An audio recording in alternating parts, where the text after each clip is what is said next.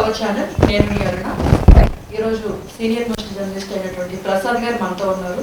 కొన్ని ఆసక్తికరమైన విషయాలు ఆయనతో మాట్లాడి మనం తెలుసుకుందాం. నమస్తే. నమస్తే మేడం. నమస్తే సార్. ఏంటి లడ్డు వివాదం ఇంచుమించు 15-20 డేస్ నుంచి నడిచింది. ఇప్పుడు వార్త సైలెంట్ అయిపోతుంది. డిక్లరేషన్ అనేది ఆ స్థానం ఆక్యుపై చేస్తుంది. ఎంతవరకు ఏంటండి రెండు విషయాల గురించి? అదే అంటే ఇప్పుడు ఏంటంటే నిన్న ఒక 5-6 వారం రోజులుగా మనం చూసుకుంటే మొత్తం లడ్డు వివాదం దేశవ్యాప్తంగా అటు నేషనల్ మీడియా కానీ ఇటు మన లోకల్ మీడియా కానీ అన్ని మీడియాలు కూడా దాన్ని నెత్తిన వేసుకొని విస్తృత ప్రచారం చేసి అయితే ఒకటి దాన్ని ఖచ్చితంగా మనం ఖండించాల్సింది ఏంటంటే లడ్డు ప్రసాదంలో యానిమల్ ఫ్యాట్ ఉందని రకరకాల వేరేవి అంటే నెయ్యి కాకుండా ప్యూర్ నెయ్యి కాకుండా అందులో కొన్ని ఏవైతే చేర్చకూడదు అవన్నీ చేర్చారని ప్రచారం అయితే జరిగింది. అయితే అది కూటమి ప్రభుత్వానికి కాస్త బూమరాంగ్ అయినట్లుగా మనకు అర్థమవుతుంది. ఎందుకంటే ఆ విషయంలో క్లియర్ కట్గా ప్రస్తుత ప్రభుత్వం తేల్చే అవకాశం కనిపించడం లేదు. ఇప్పుడు ఏవైతే ఆ ట్యాంకర్స్ వచ్చాయో ఏఆర్ ఫ్యాక్టరీ ఏదైతే డైరీ ఉందో తమిళనాడు నుంచి ఆ డైరీ నుంచి వచ్చిన ఆ ట్యాంకర్స్లో 5 ట్యాంకర్ని రిజెక్ట్ చేసేసారు. దానిలో కొంత తేడా ఉంది, నెయ్యిలో క్వాలిటీ లేదని చెప్పేసి. ఆ క్వాలిటీ లేని నెయ్యిని రిజెక్ట్ చేసిన తర్వాత అది లోపలికి వెళ్ళే అవకాశం లేదు. అప్పుడు ఆ నెయ్యితో లడ్డూలు చేసే అవకాశం కూడా లేదు. ఇవన్నీ ఫ్యాక్ట్. ఇది నేను చెప్పడం కాదు, టీటీడీ ఈవో శ్యామలరావు గారు చెప్పిన మాట. 3 రకాలుగా టెస్టులు చేసిన తర్వాత లోపలికి వెళ్తుందని చాలా స్పష్టంగా చెప్పారు. ఆయన నేను అదే చెప్తున్నాను. ఈవో శ్యామలరావు గారు క్లియర్ కట్గా చెప్పారు, ప్రెస్ మీట్లో చెప్పారు. రెండోసారి కూడా ఏవైతే తేడా ఉన్న నెయ్యి ఉందో దాన్ని మేము రిజెక్ట్ చేశాము అని చెప్పారు. అయితే విషయం ఎక్కడ వచ్చిందంటే ఇదంతా కూడా ఈ ప్రభుత్వం వచ్చిన తర్వాతే జరిగింది. అంటే గతంలో టెండర్లు మాత్రం వైసీపీ ప్రభుత్వం ఉన్నప్పుడు జరిగింది. తర్వాత అది కన్ఫర్మ్ కావడం, అది ఈలోపు ఎలక్షన్స్ రావడం, ఎన్నికల కమిషన్ అధీనంలో ఉండడం, ఇవన్నీ జరిగిన తర్వాత ప్రస్తుత ప్రభుత్వ హైలోనే ఆ ట్యాంకర్లు వచ్చాయి. వీళ్ళు కూడా తప్పేం చేయలేదు, పరిశీలించారు, రిజెక్ట్ చేశారు. కానీ రిజెక్ట్ చేసిన ఏవైతే ఆ నెయ్యి శాంపిల్స్ని వీళ్ళు ఏం చేశారు, ఎన్డీడీబీకి పంపించారు. జనరల్గా మైసూర్ పంపిస్తారు, కానీ ఎన్డీడీబీకి పంపించిన తర్వాత వాళ్ళు కూడా ప్రివిలేజ్డ్గా ఇవి ఉన్నాయని చెప్పలేదు, అనుమానం వ్యక్తం చేశారు. ఏవైతే అడల్ట్రేషన్ జరిగింది అన్న అనుమానాన్ని వ్యక్తం చేశారు. అది రకరకాల కారణాలు ఉంటాయని కూడా చెప్పారు. ఇవన్నీ చూసుకున్న తర్వాత లడ్డూలో ఇవేమీ మిళితం కాలేదు అన్నది ఒకటి క్లియర్ కట్గా బయటపడిపోయింది. ఇలాంటి పరిస్థితుల్లో మళ్ళీ దాన్ని లాగితే ఎలా లాగడం ద్వారా మరింత తలనొప్పి అవుతుంది, ప్రభుత్వానికి రేపు చెడ్డపడుతుంది. తర్వాత జగన్మోహన్ రెడ్డి గారు మోడీ గారికి లేఖ రాయడం కానీ, సిబిఐ దర్యాప్తు కావాలని డిమాండ్ చేయడం కానీ, అలాగే అటు రిటైర్డ్ జడ్జితో విచారణ చేయించాలని ఇవన్నీ కూడా ఆయన అడగడం జరిగింది. ఇవన్నీ చూసుకున్నప్పుడు దీని మీద ఎలా విచారణ సొంత సిట్ అనేది ఒకటి ఏర్పాటు చేశారు చంద్రబాబు నాయుడు గారు, మంచిదే. కానీ ఆయనే ముందుగా విమర్శించిన తర్వాత మళ్ళీ సిట్టు ఏర్పాటు చేస్తే అది పార్టీలో ఉన్న అదే ప్రభుత్వంలో అధికారులు ఏ రకంగా ఇస్తారు చెప్పండి. సిట్టు విచారణ చేయడం, నివేదిక ఇవ్వడం, యాంటీగానే ఇచ్చే అవకాశం ఉంటుంది. దాని మీద ప్రజలు కాదు ఎవరు కూడా నమ్మశక్యంగా లేని పరిస్థితి. ఇలాంటి పరిణామాలు ఎప్పుడైతే వచ్చాయో ఏం చేశారంటే ఇంకా దాన్ని మనం పట్టుకుని వెళ్ళబడితే కష్టం అని చెప్పేసి మెల్లమెల్లగా దాన్ని పక్కదారి పెడుతున్నట్లుగా మనకు కనిపిస్తుంది. అయితే నేషనల్ మీడియా మాత్రం దాన్ని వదలడం లేదు. ఎందుకంటే ముందుగా నేషనల్ మీడియాకి ఈ ఎన్డీడీబీ రిపోర్ట్ ఇచ్చి మొత్తం కలిపేశారని చెప్పేసి ప్రచారం చేయించారు. దాంతో వాళ్ళు నమ్మి మొత్తం విస్తృతంగా తిరుమలలో అపవిత్రం చోటు చేసుకుంది, దారుణంగా యానిమల్ ఫ్యాట్ అంతా కలిపేశారు, చాలా అన్యాయం జరిగిందని వాళ్ళు తొలి నుంచి కూడా హైలైట్ చేశారు. తర్వాత పరిణామాలు ఒక్కొక్కటిగా చూస్తున్నప్పుడు అరే మనం తప్పు చేసామే అనే భావనలోకి వచ్చిన తర్వాత వాళ్ళు అసలు వాస్తవాలు బయట పెట్టి మొదలుపెట్టారు. తప్పు అంటే దాన్ని నిర్ధారణ చేయలేనప్పుడు ఇప్పుడు మనం మీ మీద నేను ఒక ఆరోపణ చేసేస్తాను, కానీ దాన్ని నిరూపించాలి కదా. ఇప్పుడు తిరుపతి బాలాజీ లడ్డు విషయం అనేది చాలా పవిత్రమైనది, కోట్లాది మంది భక్తులు ఉన్నారు, నమ్మకం భక్తులు ఉన్నారు.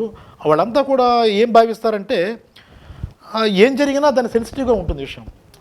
మన అంటే రాష్ట్రంలో జరిగిన ఇష్యూలు వేరు, తిరుపతి లడ్డు అనే కాదు, తిరుపతి టీటీడీ కేంద్రంలో ఏమి జరిగినా అది పెద్ద సెన్సేషనల్ అవుతుంది.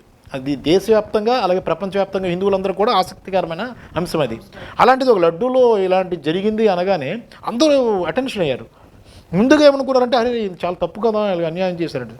వాళ్ళు ఏం చేశారంటే చంద్రబాబు నాయుడు గారు చేసిన తప్పు ఏంటంటే, నేను తప్పని ఎందుకు అంటున్నానంటే ఇంత కాన్ఫిడెన్షియల్గా ఉండాల్సిన రిపోర్టు ముఖ్యమంత్రి ద్వారా చేయాల్సింది పోయి ఒక పార్టీ తెలుగుదేశం పార్టీ కార్యాలయంలో రిలీజ్ చేయడం ఏంటి, తప్పే కదా. ఇలాంటి అంశాలన్నీ చూసుకున్న తర్వాత అరే తప్పు జరిగిందని ఆయన కూడా అనిపించి ఉండొచ్చు చంద్రబాబు నాయుడు గారు కూడా. దీన్ని మరింత ఇచ్చేయకూడదు, దాన్ని మనం ఎంత వెనకేసుకొస్తున్నా మనకి రిపోర్ట్స్ ఉన్నాయి, ఇప్పటి నుంచి ఎక్కడికి వెళ్ళే అన్నది క్లియర్ కట్గా ఉంది ఇన్ఫర్మేషను. ఏఆర్ డైరీకి నోటీసులు ఇచ్చారు ఆల్రెడీ ఇందులో తప్పు జరిగిందని. ఇవన్నీ వాళ్ళ హయాంలోనే జరిగాయి. మరి ఇంకెలా కల్తీ అవుతుంది? కాబట్టి ఒకవేళ పోనీ కల్తీ ఉన్న లడ్డులు టెస్ట్ చేయాలంటే ఆల్రెడీ అవి లేవు కదా, మనం నిరూపించడానికి అవకాశం లేదు. కాబట్టి ఇదంతా ఏంటంటే ముందు బట్ట కాల్చి ముఖం మీద వేస్తే మనం తర్వాత ఏదో మెస్సి తుడుచుకుంటారన్న పరిస్థితుల్లో జరిగింది. కానీ వాస్తవ విషయాలు ఒక్కొక్కటిగా వెలుగులోకి వస్తున్నాయి. కాబట్టి ఇది మనకే తప్పు అవుతుంది. ఎందుకంటే దేవుని ఆలయాన్ని మనం కేంద్రంగా చేసుకుని రాజకీయాలు నడపడం అనేది మంచి పద్ధతి కాదు. ఎవరైనా అటు వైసీపీ అవని, టీడీపీ అవని, ఇంకే పార్టీ అయినప్పుడు కూడా ఆ విషయంలో చాలా కంకణబద్ధంగా పనిచేయాలి, చిత్తశుద్ధితో ఉండాలి, దేవుని పట్ల భక్తితో ఉండాలి. ఇప్పుడు ఈ ఇన్సిడెంట్తో ఎప్పుడైతే కొద్దిగా ఇవన్నీ వస్తున్నాయో వాళ్ళు వెంటనే అలర్ట్ అయినట్టు నాకు అనిపిస్తుంది. ఇంకేంటంటే దాని నుంచి పక్కదారి పెట్టించాలంటే డిక్లరేషన్ వచ్చినట్టుగా నాకు అనిపిస్తుంది. అంటే ఇప్పుడు లడ్డు పోయే డిక్లరేషన్ వచ్చేనట్లు ఉంది ఇప్పుడు. అంటే డిక్లరేషన్ ఇప్పుడు పెట్టారు, డిక్లరేషన్ కూడా ఇప్పుడు అది కొద్ది రోజులు నడుస్తుంది అంతే. ఇంకెవరు జనం పట్టించుకోరు. జనంకి ఏం అవసరం చెప్పండి? జనం బాధలు జనంకు ఉన్నాయి, ఆ ధరలు పెరిగాయి, ఇవన్నీ రకరకాలుగా సమస్యలు ఉంటాయి. ఎన్ని రోజులు చూస్తారు చెప్పండి? అది వ్యక్తి కేంద్రంగా ఇప్పుడు జరుగుతుంది. ఇప్పుడు మొన్నటి వరకు లడ్డు అన్నారు, ఇప్పుడు జగన్ క్రిస్టియన్ అంటే అతను డిక్లరేషన్ రాయాలంటున్నారు, ఆయనేమో నేను వెళ్తాను గుడికి అంటున్నాడు. ఇది చుట్టూ కొద్ది రోజులు నడుస్తుంది. ఇప్పుడు ఆల్రెడీ 30 యాక్ట్ అమలు చేస్తున్నారు కాబట్టి గుంపులుగా వెళ్ళడానికి లేదు. ఇప్పుడు మాజీ ముఖ్యమంత్రి జగన్మోహన్ రెడ్డి వెళ్తే వాళ్ళ కార్యకర్తలు వాళ్ళందరూ రావడానికి లేదు. కాబట్టి దాంతో ఈయన కూడా వెళ్లకుండా ఆగిపోయారు. ఇలాంటి పరిణామాలు చూస్తున్నప్పుడు ఈ డిక్లరేషన్ వివాదం తాజా అంశంగా ఇప్పుడు మళ్ళీ తెర మీదకి వచ్చింది. ఇది కొద్ది రోజులు నడుస్తుంది. ఇది అయిన తర్వాత ఇంకో అంశం వస్తుంది, అప్పుడు డిక్లరేషన్ పక్కకి వెళ్తుంది. కాబట్టి ఇదంతా కూడా జస్ట్ ఏదంటే జనాల్ని మభ్యపెట్టే కార్యక్రమం ఇది. దీని వెనక ఇంత పవిత్రత ఉన్న దేవాలయాన్ని కూడా చివరికి మన రాష్ట్రంలో ఉన్న దేవుణ్ణి మనమే భ్రష్టు పట్టించుకునే పరిస్థితికి వచ్చామని నేనైతే అనుకుంటున్నాను. ప్రతి ఒక్క చోట కూడా అదే అనిపిస్తుందండి. ప్రపంచం, దేశం నలుమూలలో కూడా ముఖ్యంగా మన ఉభయ తెలుగు రాష్ట్రాలు ఒక ఆరాధ్య దైవంగా కులవేల్పగా కొలిచేటట్టు వెంకటేశ్వర స్వామి, ఈ కూటమి ప్రభుత్వం కావచ్చు, వైసీపీ, ఈ రెండింటి మధ్య ఉన్న విభేదాలు, రాజకీయాలు భగవంతుడి పైన, భగవంతుడి ప్రసాదం పైన కూడా చేస్తున్నారు. అది చాలా దారుణమైన విషయం కదా. దాని గురించి ఏమైనా కొంచెం మాట్లాడతారా? ఖచ్చితంగా. అంటే అది యాజ్ ఏ హిందూగా, నేను హిందూ, మీరు హిందూ, మనం అదే సనాతన ధర్మాన్ని మనం పాటిస్తున్నాం. అది ఎంతవరకు పాటిస్తున్నాం అనేది మనం ప్రశ్నించుకోవాలి. నేనేదో సనాతన ధర్మరక్షకుని అనడానికి ఏం లేదు. ఎందుకంటే ప్రతి మనిషిలో లోపాలు ఉంటాయి. కాబట్టి ఒక రకంగా చెప్పాలంటే హిందూ మతం అనేది ఒకటైతే విశ్వాసం, నమ్మకం అనేది రెండోది. ఈ రెండు కోణాలు చూసుకుంటే తిరుపతి వెంకటేశ్వర స్వామి విషయంలో మనం చాలా తప్పు చేసేవని అనిపిస్తుంది. ఎందుకంటే పార్టీలు, అంటే రాజకీయ పార్టీలు ఇందులో దూరి మొత్తం విషయాన్నంతా కూడా మొత్తం అపవిత్రం చేసి దాని పరువుని తీసేసి అనుకోవాలి, ఖచ్చితంగా అనాలి. ఎందుకంటే ఇది తిరుమల టీటీడీ వ్యవస్థ అనేది దానికి ఒక స్వచ్ఛంద వ్యవస్థది. దానిలో రాజకీయాలు ఉండవు. ముఖ్యమంత్రిగా ఎవరున్నప్పుడు కూడా ఈవోని నియమించే అవకాశం ఉంటుంది, టీటీడీ చైర్మన్ నియమించే అవకాశం ఉంది. కానీ టీటీడీ దీనిలో ప్రతి విషయంలో వేలు పెట్టే అవకాశం లేదు. టీటీడీకి ఒక వ్యవస్థ ఉంటుంది, ఈవో, చైర్మన్, దానికి ఒక సభ్యులు ఉంటారు. ఆ పాలక మండలి అనేది చాలా కీలకమైనది. అందులో చాలామంది నిష్ణాతులు, అంటే దేశంలో విభిన్న ప్రతిభావంతులు, చాలా మేధావులు, భక్తితత్వం ఉండేవాళ్ళు, అలాంటి వాళ్ళు ఉంటారు. అటు కేంద్రం నుంచి సిఫార్సు చేసిన వాళ్ళు ఉంటారు, అలాగే వివిధ రాష్ట్రాల ముఖ్యమంత్రులు సిఫార్సు చేసిన వాళ్ళు ఉంటారు. సుధామూర్తి గారు ఉన్నారు, ఆమె మీకు తెలుసు ఎంత పెద్ద వ్యక్తి. అలాంటి వాళ్ళు ఉండే పరిస్థితుల్లో అక్కడ ఏదో తప్పు జరుగుతుందని అనుకోకూడదండి. ఇలాంటివి ఇప్పుడు ఈ నెయ్యివాడు వ్యాపార ఆలోచనతో ఒక 10 ట్యాంకులు పంపించినప్పుడు అందులో 5 ట్యాంకుల్లో వాడు ఏదో దుర్బుద్ధితోనో లేదంటే ఏదో ఎంత డబ్బులు సంపాదించడం దీంతో కల్తీ చేసినా అక్కడ లెక్కల్లో స్పష్టంగా బయటకు వచ్చేస్తుంది. అలాంటివి జరుగుతూనే ఉంటాయి. అటు టీడీపీ హయాంలో ఉన్నప్పుడు 14 ట్యాంకులని రిజెక్ట్ చేశారు, వైసీపీ హయాంలో 18 ట్యాంకులు రిజెక్ట్ చేశారు. ఇది కొత్త విషయం కాదు.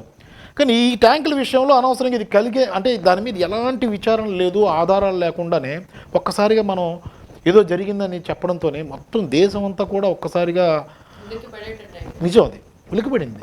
భక్తులంతా కూడా అబ్బో ఇది జరిగిందా అనేసి దాన్ని వేరే వాళ్ళ మీద పెట్టడానికి మనం నిజంగా ఒకవేళ తప్పు చేసి ఉంటే నిజంగా చేసినప్పుడు దాన్ని నిరూపించాల్సిందే, శిక్షించాల్సిందే. అవేమి లేకుండా మనం ఒక్కొక్కటిగా మనం బయటపడుతున్న చూస్తున్నప్పుడు జనానికి కూడా ఇప్పుడు అర్థమవుతుంది.